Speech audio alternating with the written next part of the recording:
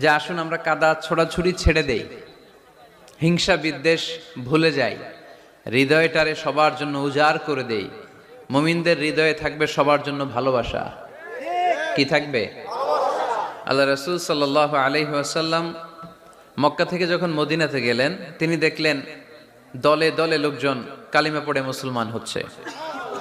বড় একটা Muslim community গড়ে উঠলো। আল্লাহ রাসূল সাল্লাল্লাহু আলাইহি সাল্লাম খেয়াল করে দেখলেন ওখানে শুধু মুসলিম কমিউনিটি নয়, ওখানে জিউস কমিউনিটি আছে, মানে ইহুদি কমিউনিটি। মদিনাতে ইহুদিরাও থাকতো। আবার খেয়াল করে দেখলেন আশেপাশে খ্রিস্টান কমিউনিটিও আছে। তাহলে মোট কয়টা কমিউনিটি হইলো? রাসূল সাল্লাল্লাহু আলাইহি ওয়াসাল্লাম এই তিন দলকে নিয়ে একটা চার্টার করলেন। চার্টার ইতিহাসে এটা মদিনা চার্টার নামে পরিচিত, মদিনা সনদ। সুবহানাল্লাহ পড়েন।